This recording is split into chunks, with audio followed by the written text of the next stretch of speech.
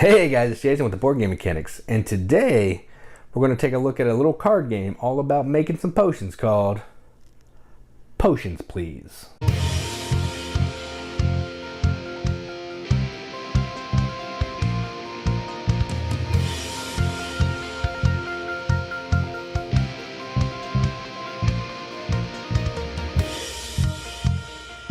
Potions, Please is a 2 to 4 player card game, plays in about 15 to 20 minutes. The box says 30, but I think it's probably 15 or 20.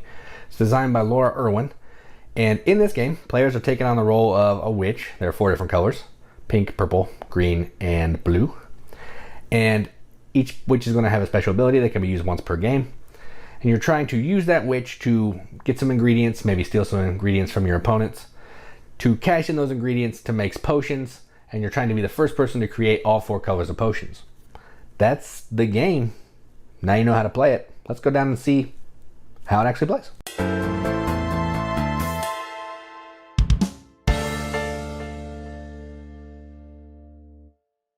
Alright, so here's a game of Potions, Please. Almost all the way set up for 2 players. I'm going to do a little bit more of the setup here, and you can watch me. So to set up, you're going to shuffle up these potions. You're going to flip 3 of them. These potions are essentially going to be items that you're trying to fulfill by collecting. You're trying to make this potion by collecting these items at the top. You're going to put these face down. It says on the rule book to put these face up, but it's just less confusing if they're face down, so it doesn't look like you can buy 4. Then you're going to shuffle the market, which is the cards that say Potions, Please. And you're going to put them out like this. You're going to flip a card. If a wild card comes up, it automatically goes to 5. If another wild card comes up, it just keeps going down. But otherwise, you just flip them as they come out. And these are going to be the ingredients you're trying to get to fulfill your potions. And each player is going to get a witch. So in this game, I'm going to be playing as the pink witch, because that's my oldest daughter's favorite color. So I'm going to roll with that one. And the other player will be the purple witch. Each witch has a one-time ability that you can read on the bottom there. Let me see if you can see that. It's going to let you do that, and then when you're done with that, you're going to flip it over, and then you'll have just a list of the ingredients so you know that you have done your ability. Alright, so to continue setup, we're going to give each player some starting cards. So the first player, which will be me, will get 3 cards. Second player, in this case, will get 4. If there are more players, they would get different amounts of cards.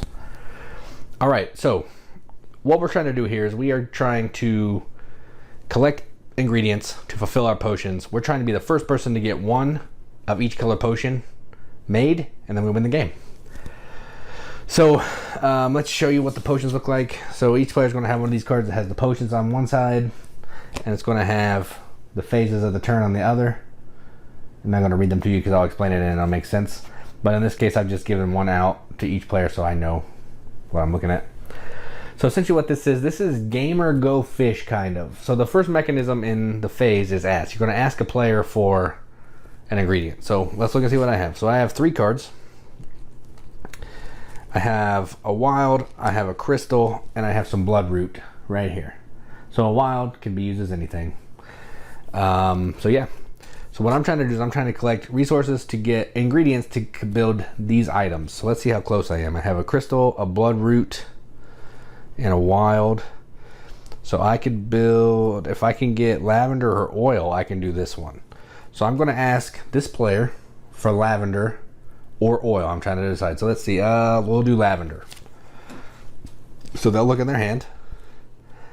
If they had lavender, they would have to give it to me. They do not. They have 2 candles, they have tea leaves, and they have a crystal. So no lavender there. If you ask a player and they don't give you a card, you just draw off the top of the deck. So I draw at the top, I got water, done. All right. So now, the second phase, if you look at this card, the first phase was ask, so that's kind of the go fish phase. Next is take.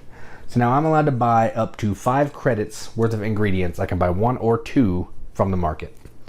So I could buy that wild, I could buy a lavender, whatever I can afford, I can buy.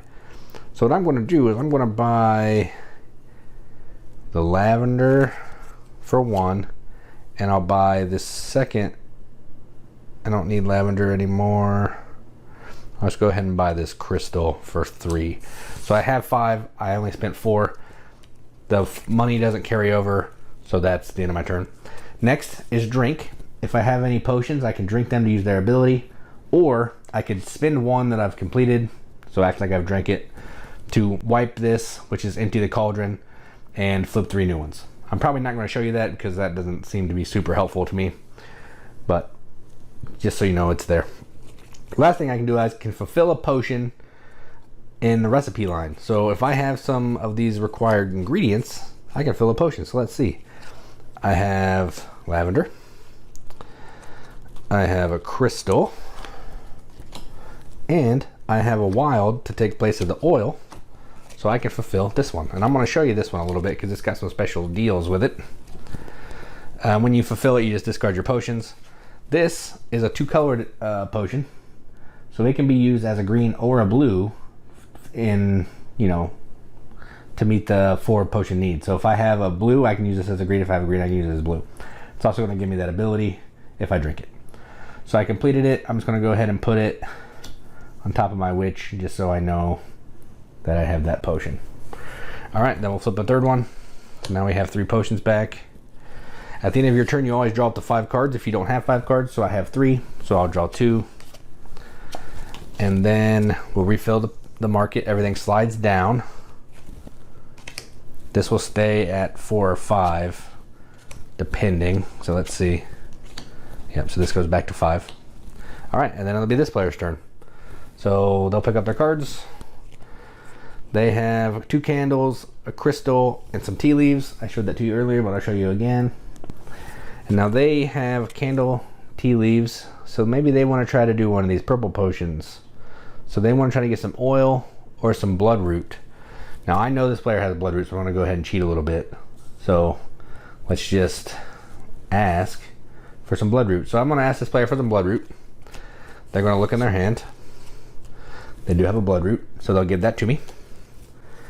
And then I now move on to the take phase where I can buy up to 2 ingredients using my credits. So I have candle, I have bloodroot, I have tea leaves, so I need some oil. So I'm going to buy this for 3 for sure. And since I have 2 left, I'll just go ahead and buy this lavender so I can spend my whole 5. Now I can drink. I don't have anything to drink, so I'm going to go ahead and make a potion. And I'm going to make, well, these are the same, I think.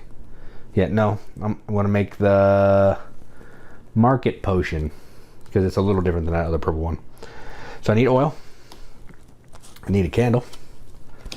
I need bloodroot, which I took from the other player. And I need some tea leaves.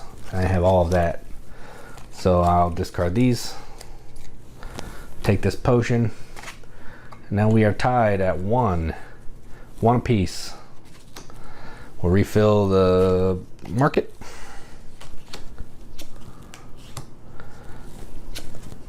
This stays at 5. All right. And now they're less than 5, so they have to draw back up to 5. And I'll play through them around, and I think you're going to kind of get the point. I mean, this is a pretty simple game, but just I want to make sure that you understand what you're looking at here. All right, so I have 2 waters, a crystal, and a candle. I'll kind of display them so you can see. 2 waters, a crystal, and a candle.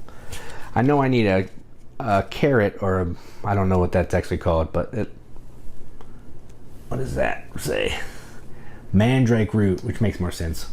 So I need to get a mandrake root. So I'm going to ask that player if they have a mandrake root. So they look at their cards, and they do have a mandrake root, so they're going to give that to me.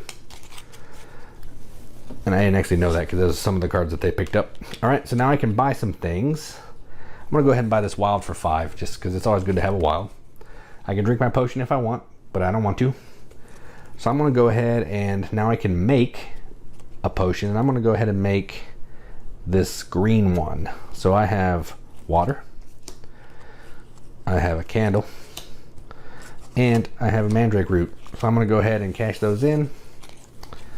I will take this green one, and now I have a blue and a green potion because I already had blue, the double one, but now I have a green one. So I've effectively made that one blue. All right, so I'm down to 3 cards. I have to draw back up to 5. We should have refilled this. I'll slide, nope, only refill this one. A $5 candle. All right, so now it's this player's turn. This will be the last turn that I'm taking. So let's go ahead and use a potion so you can see that. So this potion, if I drink it, I will be able to take 2 cards from the market, but I can't do that yet, so jump the gun. So I have candle, crystal, lavender, and tea leaves. That's what the purple player has. And none of those really work that well. Candle, crystal, lavender. So I have one thing for that, one thing for that, two things for that. So let's try to get oil and bloodroot. Nope, I only have one thing. So let's just try to get, this thing needs 3. So let's try to, I can buy water. Let's see if this player has any mandrake root. Because they drew some random cards. And they have 2 crystals, a water, a wild ingredient, and an oil. So they do not. So they will draw a card. And they got some bloodroot. Alright. So that might shift it up a little bit. So now we have a bloodroot and a candle. We need some oil and some mandrake root. Ooh, or water. I just need water to do this one. So let's do that. So I'm going to buy the water for 1. And I'll go ahead and buy this oil for 4. Alright, so now I'm going to go ahead and use my special... I'm going to drink my potion, because that's the next thing I'm allowed to do. So I'm going to drink it, and that's going to let me take 2 cards from the market. So when I drink it, I flip it, and then I will just go ahead and take this water and these tea leaves. So now I have lots of options, and I can look to see if I can fulfill, and I know I can do this one now. So I have water. I have bloodroot. And I have a candle. So I cast these in, and I complete this green one. So now I have purple and green. So I need 2. So it's 2 to 2 right now. So this will slide down. Oh, now the mandrake's coming out. All right, refill. All right, and this player will draw back up to 5, but they have more than 5, so they're good. And that would keep going until someone has 4 potions, and that person is the winner. And that's how you play Potions, Please. Let's go up to the top, see what we think about it. All right, so that was Potions, Please. So let me get started by saying this is a fun little card game. I like card games that you can play in 15 or 20 minutes, and this is one of those games. It's essentially gamer Go Fish. That main mechanism where you're asking a player for a card. If they don't have it, then you go off the draw pile. You're going fishing. And that's interesting. I haven't seen a hobby game that actually uses Go Fish as a mechanism, and I like that. It's different. So props to this game for trying something a little different here, going out of the box, reaching into those old classic card games that everybody's played, and using it for an interesting little card game. So now let me talk about the gameplay and what I think about it. So this is a 15 to 20 minute card game. It's a simple set collection contract fulfillment game. You're trying to buy ingredients to race to be the first person to complete the one of each of the color potions. I enjoy games like that a lot. I like collecting cubes to turn those cubes in to get points, or maybe turn those cubes in for different color cubes to turn those cubes in to get points. So I like stuff like that. So this game is right up my alley. I don't love card games, but since this is a short one, I have a good time with it, and yeah, so I like that. Next thing I like is I really like the art. Let me get some of these cards here. Yeah, I'll just show you the cards here.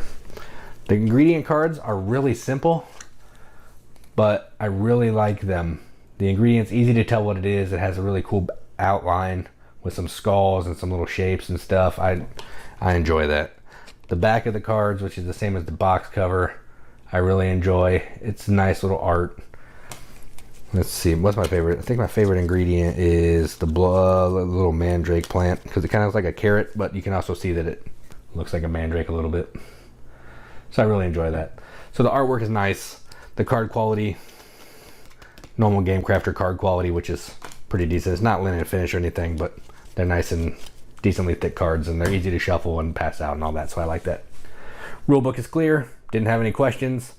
It laid everything out nicely.